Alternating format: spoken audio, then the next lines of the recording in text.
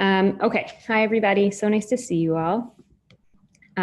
We are going to be discussing a lot of different things, I think. When I first came up with the idea for this year, I didn't know what I was going to talk about yet. And I sort of ended up kind of exploring so many different things and then had to narrow it down to what we were actually going to learn, which was kind of challenging for me. But I'm hoping that this will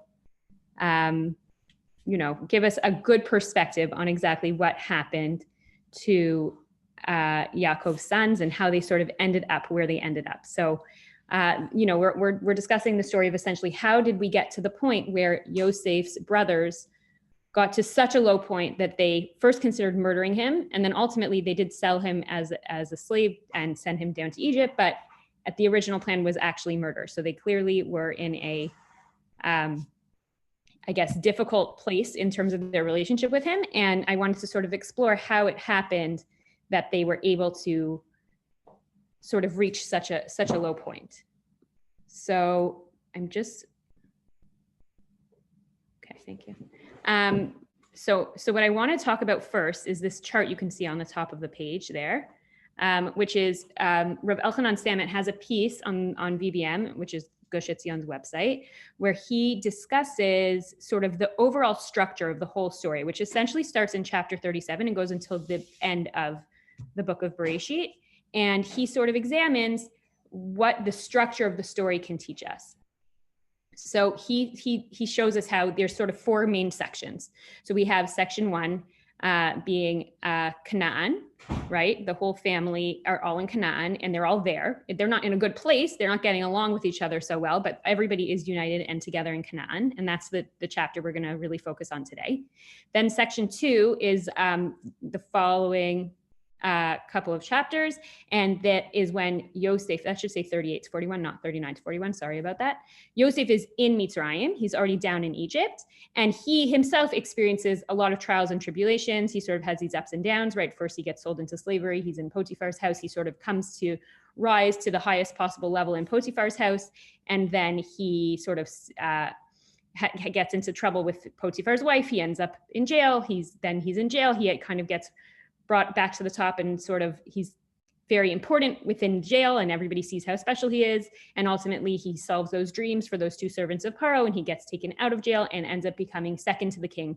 So he sort of goes through these ups and downs until he gets to a point where he is very much in charge and sort of now set up and in a position that he's able to help his brothers. Part 3 is the brothers' experience of having a famine and going down to Egypt and sort of having this they come 3 different times, and each time they go, they're just expecting to show up and say, hi, can we buy some food? Can we get some food? We need some food. And it turns into a bit of a disaster. They meet this Egyptian, minister who is asking them all these questions, and it's not so clear why he cares so much. So that's sort of like their experience. So that's also their trials and tribulations, you could say. And they're forced to sort of reckon with what they have gone through with Yosef as they go through that in the situations where, for example, Yosef says that Binyamin needs to stay and be in prison because he stole the cup. So they have to sort of face the reality of what they've done in the past and sort of figure out how that affected their family and their father and what they want to do about it this time. And then the final section is when they're all back in Egypt. They're all together as a family again, and they've sort of had this reconciliation. So Rav Samet points out that there's what's called a chiastic structure here, which is what I tried to draw for you with the green and the blue, that the sections 1 and section 4 are sort of parallel to one another, and sections 2 and 3 are parallel to one another. And what goes on during sections 2 and 3 are essentially a purification process that takes place for Yaakov's sons. First, Yosef has his sort of awakening and purification process, you could call it, where being in Egypt, where he was always sort of, the crown prince of his family, his father always treated him with special attention, and he shows up and suddenly he's a servant in some rich guy's house, and he's like probably never really lifted a finger himself before. And he sort of has to go through this experience where some of his arrogance and haughtiness was probably knocked out of him, and he sort of was able to deflate his ego and get a better perspective on who he was and what was most important through his experience in Egypt. The brothers similarly go through, as I mentioned, they go down and they're sort of having this experience of having to reckon with their past mistakes. And in doing that, they are struggling, I would say, to sort of come face to face with what they've done and figure out how they could have done it and why it was so terrible of them. And they essentially show that they have learned their lesson when they, Yehuda, especially when he steps in and says, no, please don't take Binyamin. He's the only other son of my father's, favorite wife, and I'll stay instead of him. And there's a real understanding that comes from their being able to recognize, and it even says in the text that they recognize that they were wrong and that they shouldn't have done what they did. And really what Rav Samet says is ultimately, what this is just a basic theme in the Torah that we see over and over again of somebody sins, then they get punished, then they do tshuva, right? They repent, and then there's redemption. And he says this is the same process we're seeing, right? Section 1 is the sin, section 2 is the punishment, and the tshuva, and section 4 is the redemption where they come back together. But what is the sin in this case? Obviously, the sin is that they tried to kill their brother or sell him into slavery. But the sin is really that they're sinning against this basic value of family unity and the responsibility that they have as individuals to sort of maintain the family's existence and ensure its existence and take care of the family unit. And that despite the negative experiences and feelings that family members may have for one another, at the end of the day, they're family and they have to protect each other and work with each other and find a way to sort of help the family move forward, even if it doesn't always feel great. And I think that's a lesson that everyone can sort of relate to, even in modern times. You choose your friends, you don't choose your siblings, but at the end of the day, your siblings are going to be your siblings for life, and your friends may be your friends for life. They may not be your friends for life. The ties of family are very different than other relationships. And I think that this is essentially us seeing the process of their coming to learn and recognize what it is that they missed in terms of their family experience. Yosef was probably, you could read the text this way, haughty, obnoxious, annoying, used to maybe, tattle on his brothers. We have all that kind of description of him, and he has to learn the hard way how to change the way he acts. And the brothers have to learn that just because somebody annoys you doesn't mean you can just throw them in a pit and then sell them into slavery. So that's sort of Rav Samet's intro, I would say, to this whole episode. One thing that he does point out is that what's a little strange is that we're calling section 4 redemption, which is a bit ironic because where are they located during the redemption phase of this story? They're located in Egypt. They're in Galut. They're in exile. And generally, we associate redemption with being in Israel, right? Not being out of Israel. But he does point out that in this scenario, it's probably okay to call it redemption because this is part of a bigger picture. There's different perspectives in Chazal and in the rabbis about where we how we understand they're going down to Mitzrayim, and was it a punishment or was it just something that had to happen because it had been promised to Abraham? It could be both. It could be it was promised to Abraham, but that ultimately it didn't have to happen in that generation, but because of the actions of the brothers, it did. And that is possible. And we're not going to explore that question so much, but the more prevalent view seems to be that this was just something that the family had to go through in order to develop into a full-blown nation. Being in Mitzrayim was sort of part of our training camp. And so therefore, there are actually midrashim that describe this as a nicer, more peaceful way of going down to Mitzrayim. Had Hashem not set it up in this way, maybe Yaakov and his sons would have ended up being captured by another nation and dragged kicking and screaming in handcuffs to another place to go through this experience of being in exile. Whereas this was actually a nice way to come into exile. You arrive there, your brother is one of the most important guys around. Everyone's treating you very nicely. Obviously, it doesn't stick around that way, but that's how at least started out. So for Yaakov's personal experience, it was in his merit that Chazal say that he was brought down to Egypt in such a cushy way, as opposed to a more difficult way. So in this story of them being there is part of the bigger story of redemption, because in order for the Jewish people to become the Jewish people and to ultimately reach the final redemption, they needed to go through this experience. So this is part of that. So that's just sort of that little piece that Rav Samet does point out. What I wanted to do today is really focus on section 1. And even within section 1, we're basically going to just focus on one pasuk, one verse, almost completely. The reason being, I think that once you see what we're looking at, you'll see that there's so much ambiguity in the way that this is phrased that, sorry, I just need to find this window. There we go. Is it scrolling for you guys? Yes, perfect. Okay, there's so much ambiguity in this verse in terms of how we read it. And we're going to go through a bunch of different commentaries and see how they all read it a little bit differently. And that ultimately there are so many questions. And I think the Torah did this on purpose. We're not supposed to know exactly what happened. And what's more, I think that when you think of any conflict, right? Like think about if you got kids and they come to you and they're fighting over a toy and one of them has one version of the story. Maybe this only happens in my house. And the other one has a completely different version of the story. And you're like, I have no clue what happened here. Who am I supposed to believe? And it's really, really hard to tell how you're supposed to resolve this conflict. And I think the answer is you're supposed to not step in and try to just give them the tools to resolve it themselves. But I think part of the reason why so much is so ambiguous here when the Torah sets the stage for the story and it tries to describe for us everyday life in Yaakov's home when they were settled in Canaan and Yosef is 17 years old and what life looked like. Maybe it's not telling us exactly what happened because maybe every player in the story, every single character experienced it differently.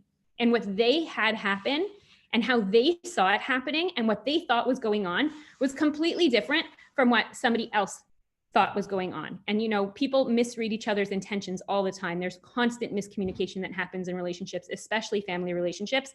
And maybe the reason, and we're going to read this verse inside in a second, the reason this verse is like so incredibly complicated and difficult to understand is because people and relationships and sibling relationships are so incredibly complicated and difficult to understand.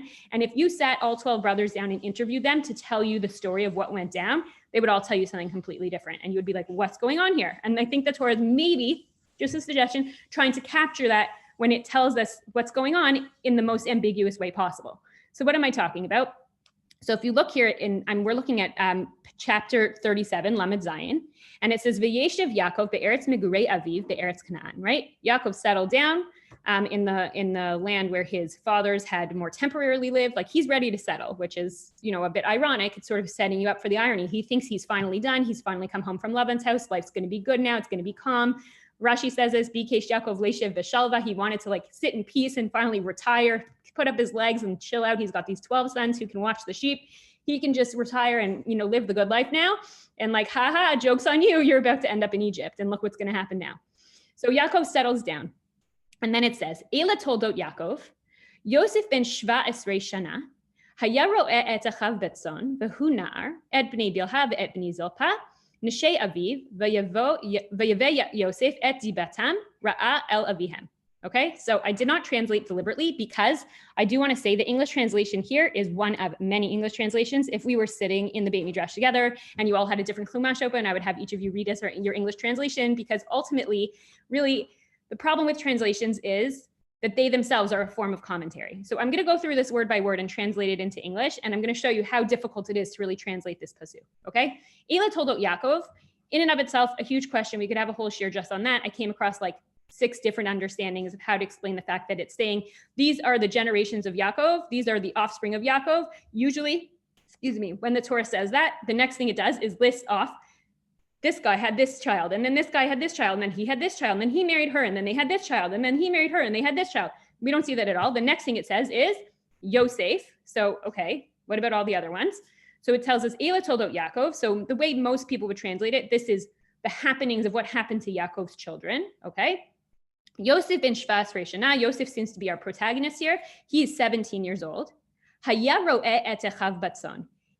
I'm going to literally translate this. He did shepherd his brothers or with his brothers in the sheep or to the sheep. Okay. Usually it would have said, if we were just saying Yosef was 17 years old and he was a shepherd with his brothers, it should have said something like Yosef ben shva esrei shana v'haya ro'eh et hatzon im echav. He would have shepherded the sheep with his brothers, right? That's what it should say, but that's not how it's phrased. V'hu na'ar, and he was what we usually would translate as a young man or a lad, but we'll talk about that soon. Et bnei bilha ve'et bnei zilpa. He was somehow did this na'ar thing as an action to the sons of Bilha and the sons of Zilpa, the maidservants who both were given to Yaakov by Rachel and Leah, and each had 2 sons with Yaakov. So either he was being a na'ar to them, or he was a na'ar with them. Okay, so assuming we read it as a young child or a young man, we have to say that he was a young man with them, okay, because it's not a verb. Neshei Aviv, the wives of his father, v'yaveh Yosef et dibatam ra'a el avihem. And Yosef brought their bad report to their father. Okay? So I think we could ask about 100 questions on these, what is it, like 13 words or something like that. But some of the ambiguities that come up are the told out Yaakov question. We're not going to deal with that today. What does it mean, hayaro et echav batzon, that he shepherded his brothers with the sheep, or he shepherded with his brothers? The word et can either indicate the object of a verb, or it can indicate the word with. But a lot of the Mefarshim will say, we're going to see that if it says, if et echav just means with, and that's all it means, then why didn't it just say in echav? It could have used the word for with that is like more clear and not as ambiguous, and then it would have been very clear what it meant. So there must be something to it that it chose to use the word et. Vehu na'ar, what does it mean that he was a na'ar, a young man, or maybe something else? And he's with the children of the maidservants. And what is this diba ra'ah, this bad report that he brought? And when it says dibatam, whose diba is he bringing? Which diba is he bringing? What is the report, and whose report is it that he's bringing to their father, to Yaakov? Okay, so those are just some of our questions. So as you can see, we could spend hours upon hours just on this one verse. And what I think is that a lot of what we can uncover from both this verse and the following verse, which tells us Yisrael ahavet Yosef mikol banav, right? Yisrael loved Yosef more than his other children, or from all of his sons. Ki ben zukinim hu lo, this is generally translated as because he was a child of his old age. Va'asa lo ketonet pasim, right? And he made him this coat of many colors, or a striped coat, some sort of special coat that he made for him. V'yirachav kioto ahav avihem, and his brothers saw that their father loved him. Mikol achav, from all of his brothers. Yisneu oto v'lo yachlu dabro shalom, and they hated him, and they could not speak to him with peace. Okay, and then it says, and Yosef dreamed a dream. It's like the introductory, song to the Broadway show, right? That's how we start off, that he was this dreamer. So then it goes into the whole story. Yosef has these dreams. He tells his brothers about the dreams. The brothers are basically like, get out of our face. We don't want to hear it. And then we get to a point where Yosef goes looking for the brothers. His father sends him, which I think is a key piece to keep in mind here. I didn't give it all to you now, but I encourage you really to read it all inside. And next class, we're really going to focus on verse 3. Today, we're focusing on verse 2. So we're trying to answer the question, how did the brothers end up in such a bad place? How could the sons of Yaakov, one of the Avot, end up in a place where they plotted murder? That's really what we're talking about, which is crazy. We don't always think about it that way. Oh, they put him in a pit and then they took him out of the pit. But the plan A was, hey, let's kill him. And they're like, maybe we shouldn't actively kill him. Let's just leave him in a pit and leave him to die. So we won't be murdering him. We'll just sort of be enabling his death. And then they're like, maybe we shouldn't do that. Okay, let's take him out of the pit and sell him to these people. And they're probably going to kill him on the way, or something terrible will happen to him, but we'll never have to see him or hear from him again. So that's a good option too. None of these are good. We should not be proud of their behavior. So how did we get to this point? And that's really our question. So I want to really go through now a bunch of different midrashim and mefarshim, all related to, just want to see how much you guys can see on your screens, all related to this question that we have of Yosef and his brothers, okay? And what was going on in this case. When you just read the pshat, or you think of the story as you know it, I think most people think of it as Yosef was like a little bit of, a spoiled brat, we could call him. We have this idea of him going and reporting on his brothers, telling on them to his father, which we all know is never a good idea between kids. It's like social suicide to go and tattle on someone else. I mean, even in adults. And we also have this sort of image of personally, I didn't ever really think so much about which brothers he hung around with, but we'll see that that's actually really important as the pasuk mentions it. And the different midrashim and mefarshim are going to try to describe for us what they think is going on here. And honestly, we're going to see like every possible opinion. And I'm not going to say at the end what I will tell you what I think pshat is based on what I've read and heard and what I found the most compelling. But at the end of the day, I think we're not supposed to know. Which is the nice thing about learning narrative in Chumash. You don't really need to know the right answer because like there's no halacha lamasa, there's no actual practical action you need to do from it. It's just sort of exploring and understanding and learning messages. And so there can be multiple answers, which is really awesome. Okay, so the first thing we are going to do, and I know I usually bring everything translated. I apologize, not everything is translated today. Most of it is, but this first midrash I did not have a chance to translate. This is from the Midrash Lekach Tov, and here's what it says. So it starts off with, Hayaro et echav batzon, right? So this first question we have, Lo amar hatzon ela batzon. It doesn't say the sheep, but it says in the sheep or with the sheep. Shehaya shoter alehem v'shomer otam. Maya asu betzon shelo yashchitu otam. He was watching over and guarding his brothers, right? He was shepherding his brothers. It's viewing the et as indicating the object of the verb. He was policing and watching over his brothers to see what they would do with the sheep, that they wouldn't do anything inappropriate with them. Lakach ne'emar batzon. This is why it says batzon and not hatzon. Haya ro'eh, haya shomer bishvil shehaya ahu v'ne'eman le'aviv. Why was he the one who was watching over them? Because he was the favorite, and his father basically asked him to. Now, where did the Midrash get it from that Yaakov asked him to do this? So the truth is, you could say no. Like sometimes kids just get this sort of superiority complex and decide it's their job to, parent their siblings. Sometimes it's the oldest, but not always. But I think that the Midrash is actually picking up on Pshat, because what happens a few verses later is that Yaakov says to him, oh, your brothers are out in Shlem, they're with the sheep out in Shlem. Why don't you go check on them and come back to me with a report? It seems like Yaakov was enabling this dynamic, which we will talk about a little bit more next week about Yaakov's role in all of this. But it's definitely clear that he was not totally, totally innocent in this whole situation. He might not have intended it, but he definitely was not parenting from a totally fair place. Okay, davar acher, a different opinion, v'hu na'ar, and he was a young lad. It was how we would usually translate it, but the Midrash here is going to say, Shehaya nena'er alehem, na'ar hanitzav al hakotzrim.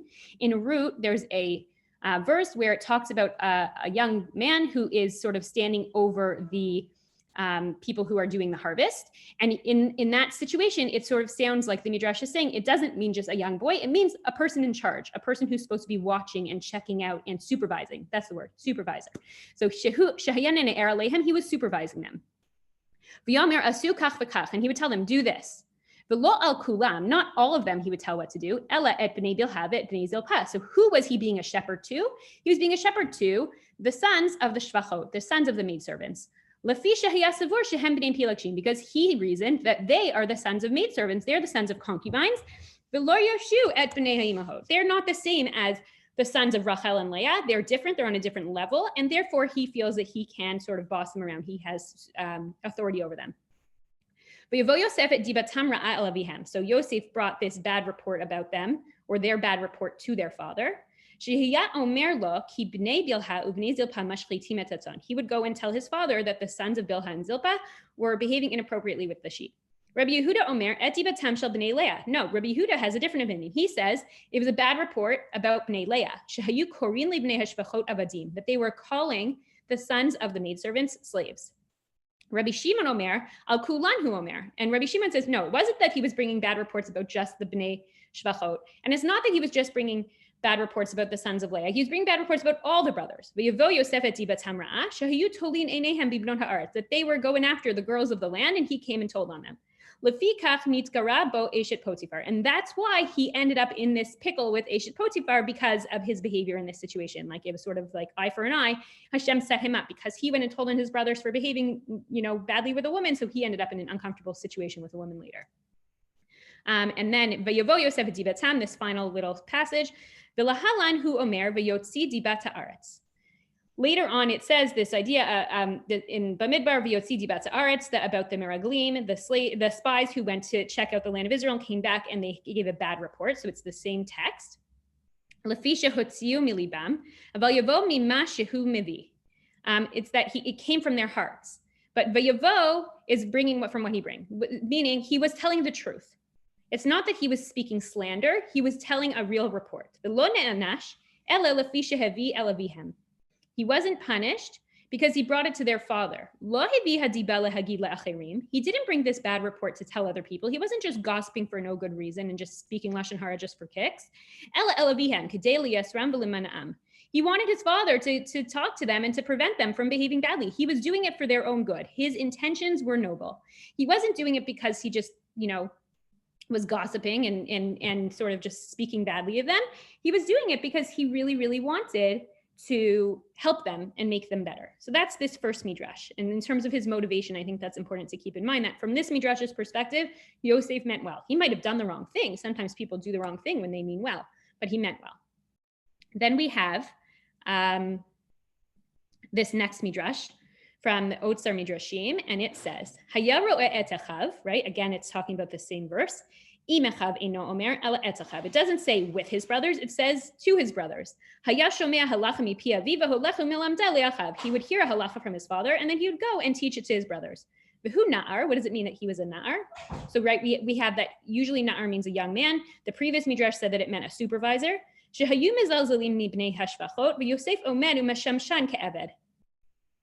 what does this one say? That Bnei Leah, the sons of Leah, were treating the sons of the maidservants badly. And Yosef stood up and he went and served the sons of the maidservants like he was their slave. He wanted to give them honor. He wanted to show, maybe my brothers think that you are unworthy, that you're on a lower social level, that you aren't as important as us because you come from the Shvachot, but I want to sort of like stick it to them and show them they're wrong by treating you like you're my master and I'm your slave. So in this case, Yosef comes across as extremely noble. He's trying as best as he can to give, kavod, give honor to these brothers and to help them feel better after being treated not nicely by the other brothers. Where does it get this idea that a na'ar could mean being like a slave? So we have in here in source number 5 and 6, where it talks about Yehoshua being in the tent while Moshe was speaking to Hashem, and Yoshua, who was the sort of second-hand man to Moshe, it calls him a na'ar. Yoshua ben Nun na'ar lo yamush mitocha ohel. He would not leave the tent. And Rabbeinu Bachya there points out that Yehoshua at that point in time was about 56 years old. So to call him a na'ar, to call him a young man, doesn't really make sense. And therefore, it must not mean na'ar here. It must not mean young man. Rather, what it means is that he was a servant of Moshe, that he served Moshe, or a valet, as this English translation says. And therefore, Yoshua being a na'ar means Yoshua was a servant. Therefore, so too, when it says that Yosef was a na'ar, it could mean that he was acting like a servant to his brothers. Okay, now we come to Rashi. Rashi, I would say, is probably one of the most well-known, but in my opinion, and I'm no expert, I'm sure there's a better explanation, and I often find it hard to understand Rashi because he's so midrashic and I don't always know what he's getting at. But Rashi says as follows: V'hu na'ar shehaya oseh ma'aseh na'arut. He was acting like childishly. Metzaken b'sa'aro, he would fix his hair. Mimashmesh be'einav, he would like sort of touch up his eyes. Kedei sheyeh nireh yafeh, so he would look nice. So he was vain. He was like a teenager. He was focused on his looks more than anything else. That's what he was really caring about. So that's na'ar here. Rashi is reading as he was a young man. He was acting like a young man. Et b'nei bilha, what does it mean that he was with b'nei bilha or to b'nei bilha and b'nei zilpa? Rashi says, klomar v'regil etel b'nei bilha, that he was used to being with the sons of Bilha. Lafisha hayu achav mivazinotan v'hu mekarvan, that his other brothers were treating them badly, and so he made it his business to bring them close, to treat them well, to play with them, to hang out with them, to make them feel loved and important. So Rashi, again, we can see he got it from the midrash that we just read and other midrashim that say similar things. Yosef here is being painted as maybe a little vain and immature and, obsessed with himself, but also a good guy. He's really trying to help them out and make them feel good after they've been treated badly, right? He's the guy who goes up to the kid in the playground who's just been bullied and says, don't listen to him. You're a great guy. Let's go play together, right? Etibatam ra'a. Kol ra'a shehaya ro'eh be'achav b'nei Leah haya magi le'aviv. So according to Rashi, whose bad report is Yosef bringing to the father? It's the bad report of what b'nei Leah did, the sons of Leah. And what are the bad things? Basically, like the worst sins you could possibly do. They were eating Aver Min Achai. They were eating like a part of an animal that was still alive. And he goes, and I'm not going to go into this now because it's not relevant to us, but it basically, Rashi gives all these things that are totally not in the text, where he says, these are all the terrible things that Bnei Leah were doing, that Rashi said Bnei Leah were doing, that Yosef said Bnei Leah were doing. And then ultimately Yosef ended up kind of being punished for speaking this way about them in different ways when he got down to Egypt, sort of parallel to each of the sins he accused them of. And what does he say that diba means? He says it means gossip.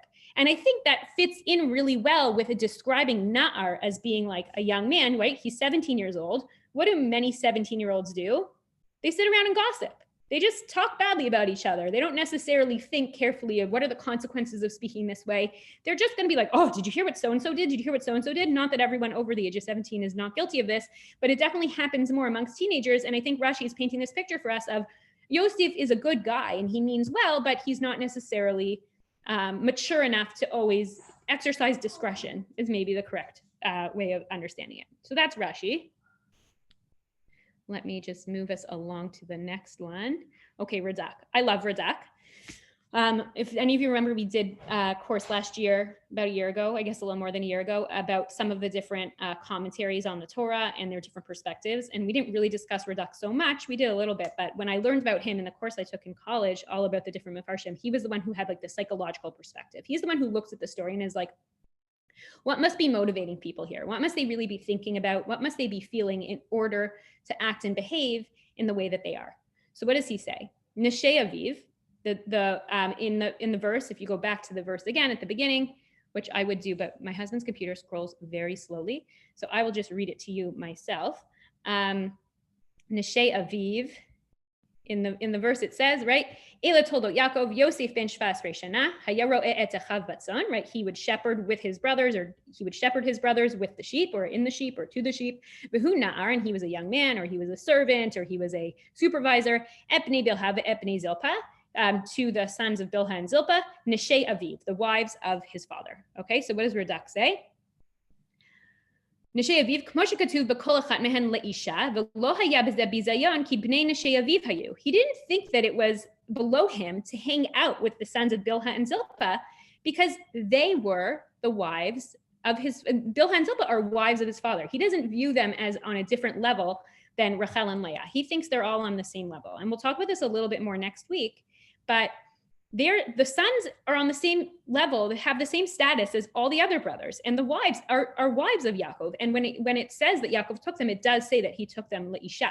So it really is, they were wives, not necessarily concubines. But we'll see that not everybody viewed it that way. Et dibatam ra'ah.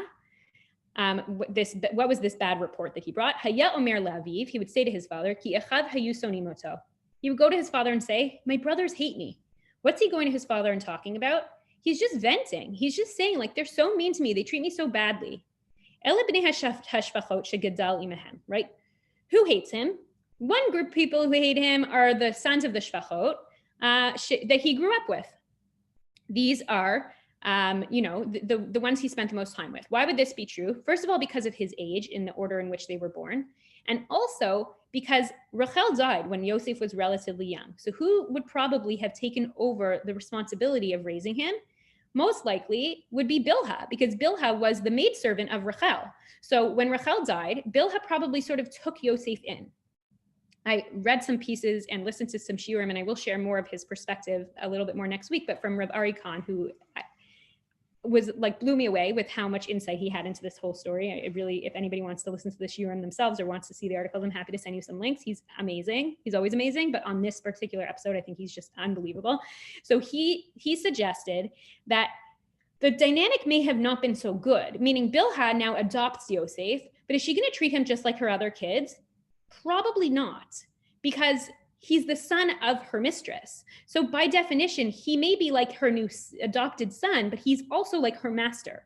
And so she's going to be treating him with a level of respect that isn't necessarily the same that his other brothers are going to be getting. So those brothers themselves may have hated him, because even though he was around with them all the time, he probably, got away with more trouble and like behaved in a way that he could get away with things. And she probably gave him more food or the extra treats or whatever it was as they were growing up, that the brothers didn't like him because they're jealous of the way he was treated as a master when they were all treated differently. The Gan B'nei HaGvirot, right? And also the sons of the main wives, meaning Rachel and Leah. Why did they hate him? That he was sort of proud over them and arrogant towards them. Because his father loved him more than the rest. So the way Radak is painting it, Yosef is not, maybe he's not a bad guy, but he's not necessarily being so respectful in that he's sort of walking around and flaunting the fact that he's number one. And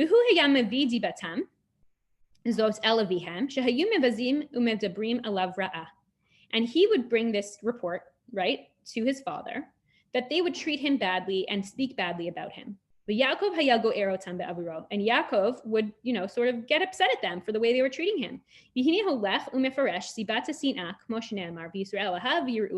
And the following few verses is going to go and sort of explain for us how we got to this point of hatred.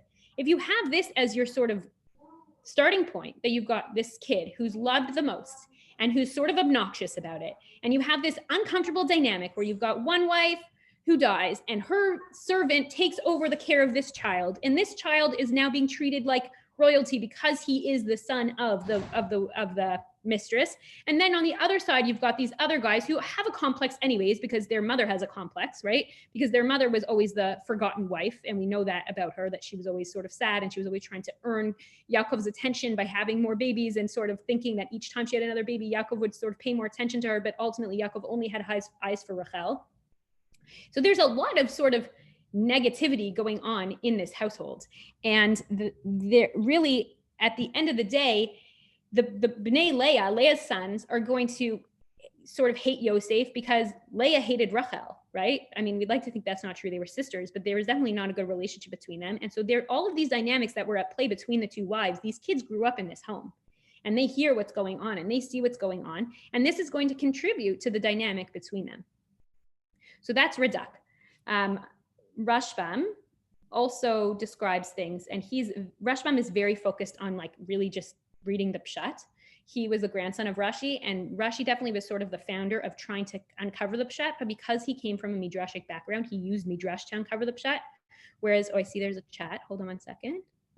Right, Jillian said the first thing that we heard about the brothers was that this is old, that he would report bad reports to his father, right? So yeah, like this, everything we know about Yosef, he doesn't sound great.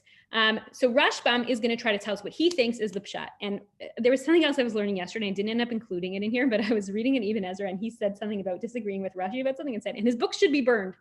The way that the Mefarshim often speak about each other is not something that 2020 language would necessarily say is appropriate. Although I will say that I think that's the way a lot of people actually do act, right? With the whole cancel culture thing. But the thing about these Mefarshim that is so amazing and beautiful is that they'll say his book should be burned, but they hold the person they're talking about in the highest of esteem, and they think they're brilliant, and they want to continue learning what they have to learn. They just disagree, and they disagree with passion, but with respect. And Rashbam here, he's not as sharp speaking, but you'll see he says, like, everybody else doesn't know what they're talking about. So here's what Rashbam says. V'hu na'ar et bnei Bilha.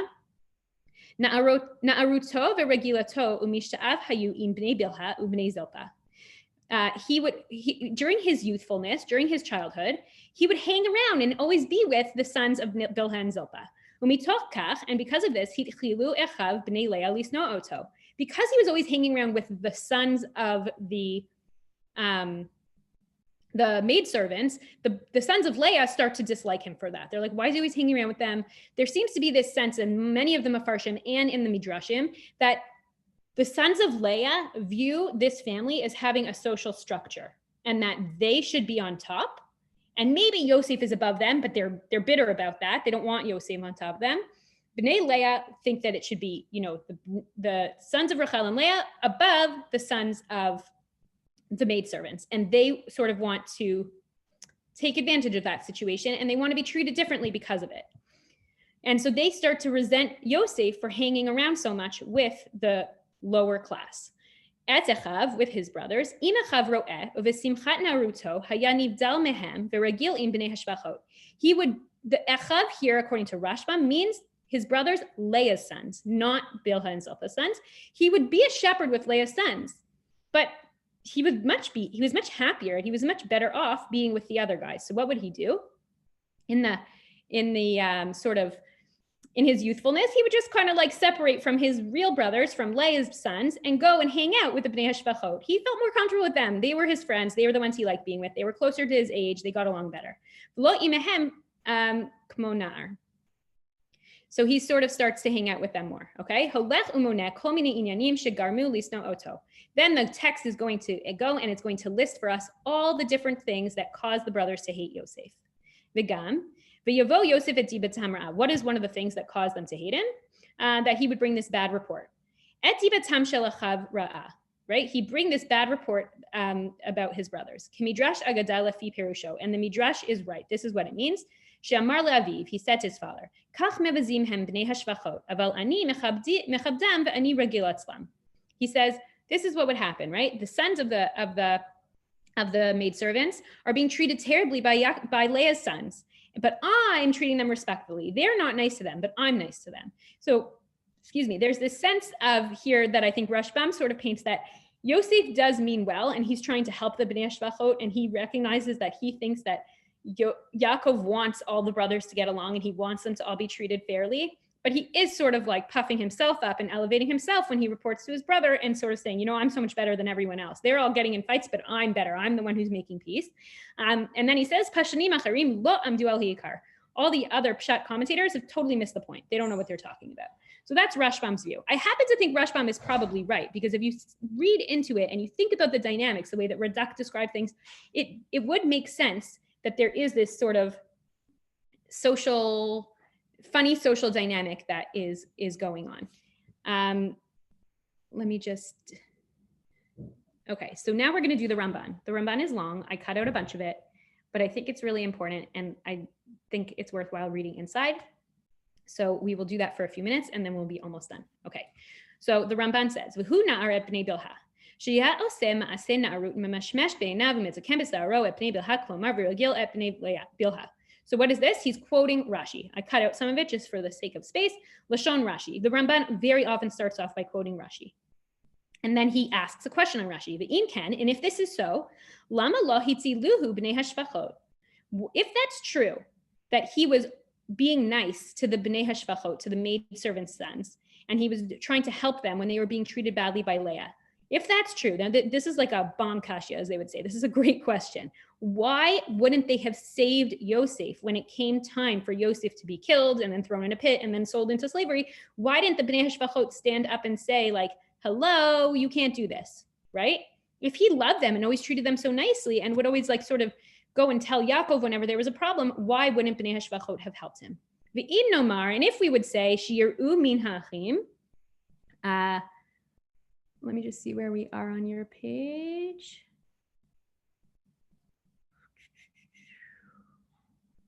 Okay, yeah. Right, 1, 2, 3, 4, 5 lines down. But if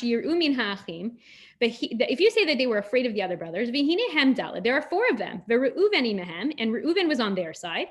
Reuven did not want to sell him. He was missing when he got sold. The whole question, where was Reuven when that happened? But Reuven was planning to save Yosef. But Yosef atzmo, and Yosef himself. So you've got the 4 sons of the maidservants, plus Reuven, plus Yosef, and Binyamin wasn't there. Binyamin was too young. He wasn't with everybody else. So now we have 6 against 5. So he's saying they could have won. If they wanted to fight them on it, they would have won. Bnei Leah were outnumbered. So why are we saying, you can't really say that the reason that they didn't stand up for him is just because they were afraid. Then, sorry, I just went down too low. And also, according to the opinion of the rabbis in Bereishit Rabbah, kulam haya motzi hadiba. Al kulam haya motzi hadiba. Yosef spoke badly about all of them. It wasn't just about Bnei Leah. So it doesn't make sense that if Yosef was friends and close to and connected to the sons of the maidservants, that he would have spoken badly about them. So it can't be true what people are saying, that he was, on their team versus the Leah team. V'hanachon be'enai, this is the second paragraph now.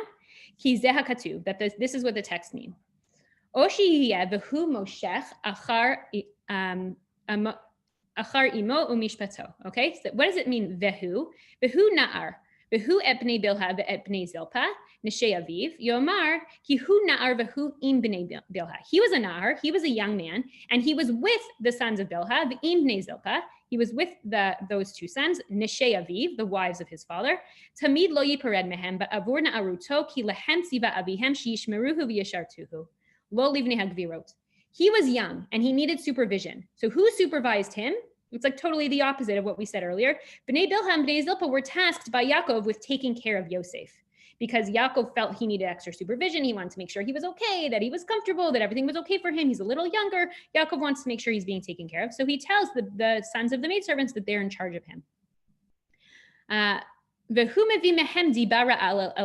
he brings this bad report to his father of the sons of the shvachot, and they hated him.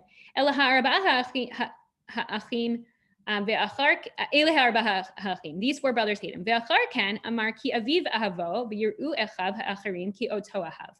other brothers don't hate him for the bad report.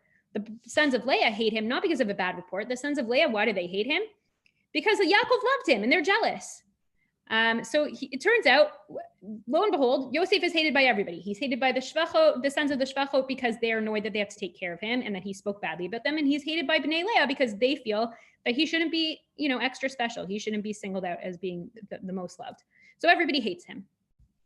So now we're going to skip to Pasuk Gimel here at the bottom of the page.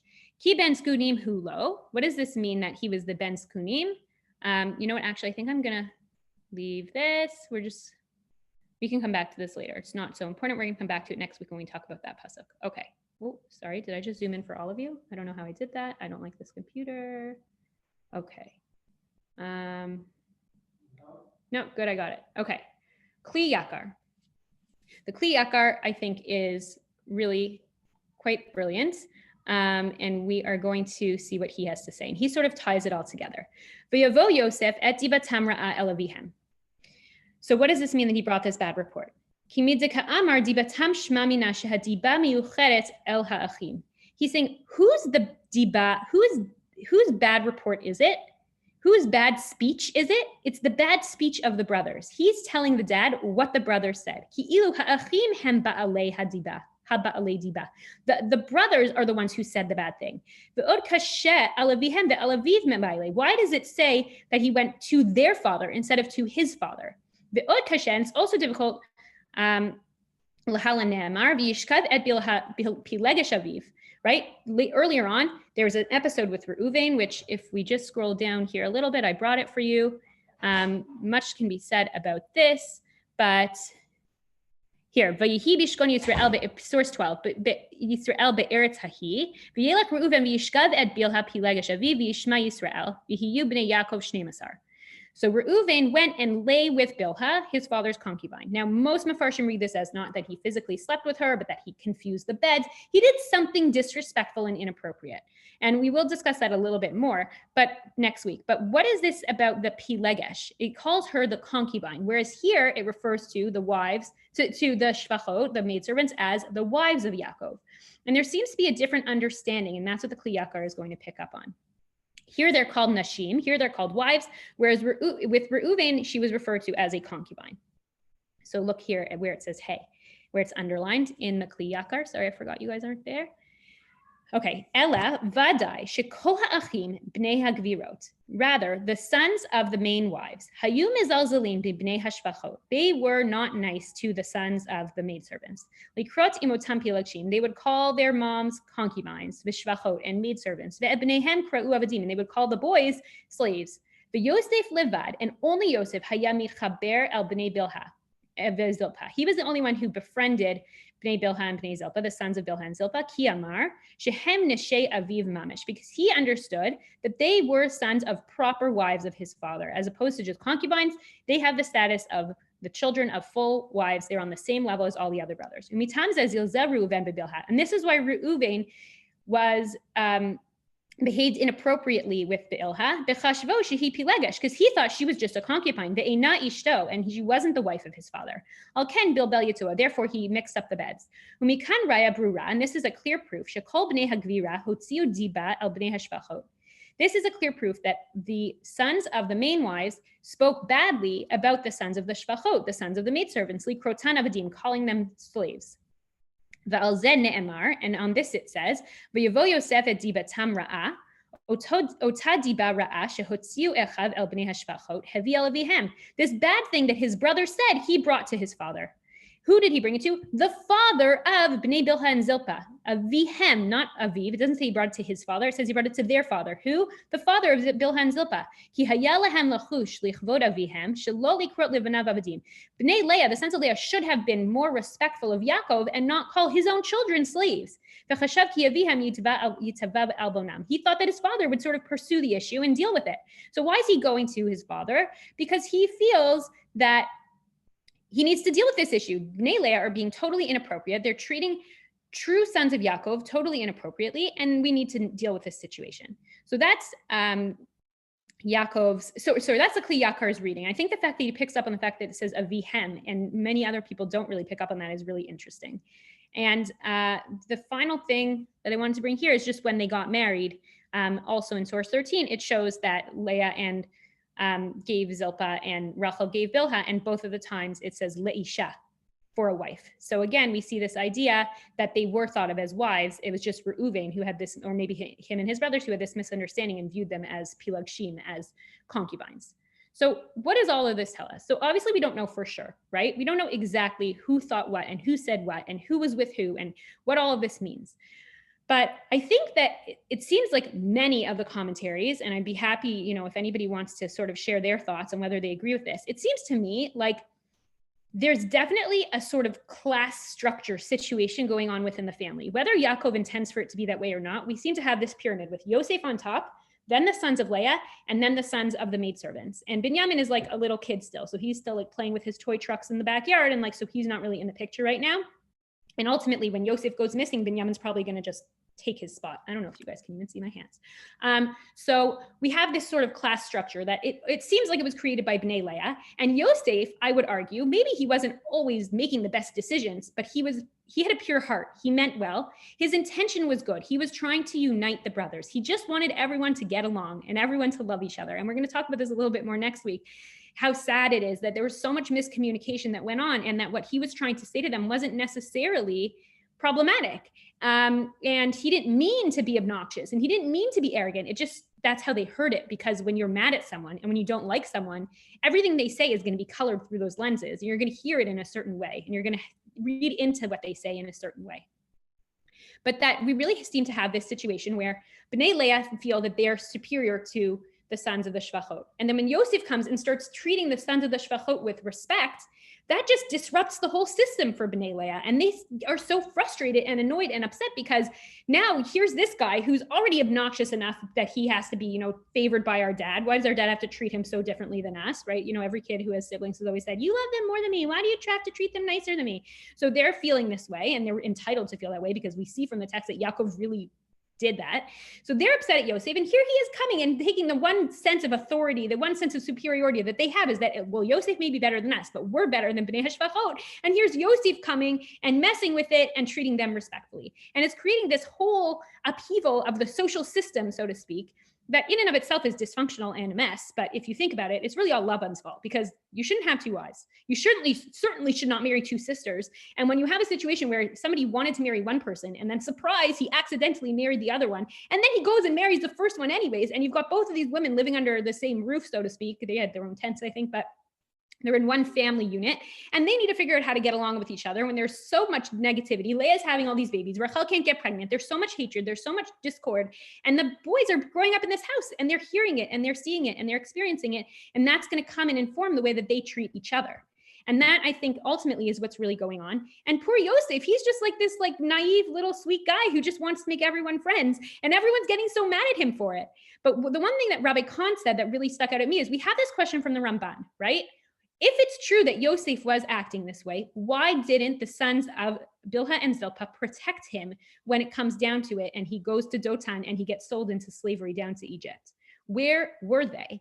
And Rabbi Kahn says, maybe it's almost like ironic that what Yosef did was unite all the brothers. Imagine you're in this situation, and it just says, we'll talk about this later, but a man said to his brother, right? The brothers say to each other, ooh, we should sell him, or ooh, we should kill him, right? They're talking to each other. It doesn't tell us who it is, but it's probably clear that it's Bnei Leah who are doing the talking, most likely Shimon and Levi, just based on the location where it took place, what they did in the situation with Dinah. It could be that it was them. So Shimon and Levi, who are the sons of Leah, are catching this plan. Let's kill him. Oh, okay, maybe let's not kill him. Let's just put him in a pit. Oh, let's take him out of the pit and sell him. And the Bnei Shvachot are finally in a situation, just pick, it's like the cool kids in the playground. They're finally in a situation where they are going to have some power over Bnei Leah, because if Bnei Leah come home without Yosef, they're going to need the sons of the Shvachot to support them in order to not get in big trouble with Yaakov. And so the Bnei Leah have sort of said to the Bnei Shvachot, so to speak, come, you can be our brothers now. Let's team up together and go against Yosef. And Rabbi Kahn suggests that perhaps the allure of finally fitting in with Bnei Leah after having been bullied by them and abused by them for so many years causes the sons of the maidservants to sort of abandon their loyalty to Yosef for the sake of, well, we'll give up this one brother, but now we're going to get 4 more who are even better. And maybe there is some sort of social dynamic there. And when I think about this, and I sort of they were older, but it's such classic, childhood social dynamics where you've got the cool kid on the playground who's telling the other kids, let's do this, and they're all following along, and it's so hard for that one kid who knows inside his heart that he should stand up to the bully, but he just can't do it. You see these dynamics at play, and when you think about the experience of having been abused all those years by these brothers and suddenly having the opportunity to be seen and to have power and to hold their secret, it's like, oh, this is our moment. It's finally here. We can finally be just like the Bnei Leah now. We can finally rise in the ranks and elevate our status. And it puts a situation where Yosef is sort of the one who loses out when all he wanted was to help them all be friends. He just wanted to fix things. He wanted everyone to know that we're all brothers. We all come from the wives of the same father, and they're all wives, and it's all the same dad, and we're all the same. Let's just, put our arms around each other and sing Kumbaya. And like, lo and behold, they all put their arms around each other and throw Yosef in a pit. And so it's sort of this ironic thing that happens, that Yosef ends up being the victim of what he's trying to accomplish to some extent. Now, obviously, this is a little bit of like a Perush. This isn't necessarily totally in the Pshat, but I definitely think there's what to be said about it. And for sure, the family dynamics that exist are very clear and strong.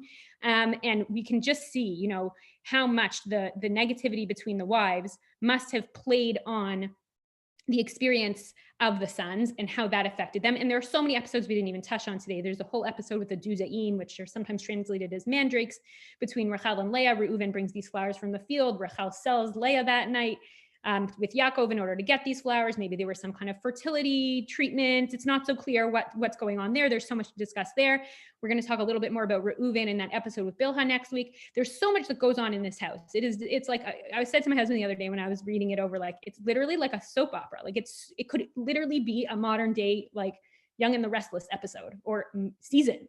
It's madness what goes on in this house. And I think that, ultimately we are just getting a small window when we read the Pshat into what's going on, which is why the Midrashim are so helpful. But I really think these Midrashim that I brought for you are really not like outlandish, crazy things like, oh, she stretched out her arm and her arm just stretched across the whole Nile to get the baby. Like, I'm not talking Midrashim that are like totally outlandish. We're talking Midrashim that are just looking at the text and saying, here's what must be going on. And I think that, just being able to read into that a little bit more and understand it can really be helpful in terms of getting a sense of what really took place. I do encourage you to read the whole chapter if you can before next week. What I hope to do next week is talk a little bit more about Yaakov's motivation and some of the different understandings of what he was trying to do and why he was trying to do it. Or was he trying? Maybe he wasn't trying, but what he was doing and how come he did it, and how the brothers saw things and what their role is in all this, and explore that a little more. And then I also, hopefully the following week, we will speak a little bit more, or maybe next week, actually, I'm not sure yet, about actually what went down during the sale of Yosef and how it ended up happening the way it did. There's lots of different understandings of who actually sold him in the end and why he was sold. And we will also hopefully discuss some parallels between Yehuda and Yosef. So there's lots to say here. And obviously we could discuss it forever. I mean, this is like my favorite part of Chumash. Like, I always say that, but this really is my favorite part of Chumash. It's just like so full of interesting stories. And I think, at the end of the day, I am going to stop. I know we're at an hour. This to me is like, it's such a bad, dark part of Jewish history. I mean, there's a lot of dark parts of Jewish history, but what happened between Yosef and his brothers is so depressing and horrible. And yes, it needed to happen. It was part of history. We needed to get to Egypt in order to go through slavery, in order to come out and have the Exodus and get the Torah. And that's all beautiful. But we should really be ashamed of these family dynamics. And I think, there's what to be said for that. But there's also so much beauty that the Torah doesn't just gloss over it, but the Torah tells us about it, and it wants us to think about it, and it wants us to learn lessons, and it wants us to learn how to do better and how to treat our families differently in order that we don't make the same mistakes that they did. So with that, I'm going to end. If anybody has any questions or anything, I don't even know if I can unmute you or not, because I'm hosting from super amazing. But feel free to put them in the chat or try to unmute yourselves. Maybe it'll work. Hi, can you hear me? Hi. But thank you for joining us. It was so nice seeing you all. And Thank you, Sarah. we'll see you Thank this you. time next week, same time, Hi. same place. What about the wives? If there's any questions, I think we're good. So have a great day, everybody. Oh, Stephanie, are you unmuted? Yeah, no, I'm unmuted. What's up?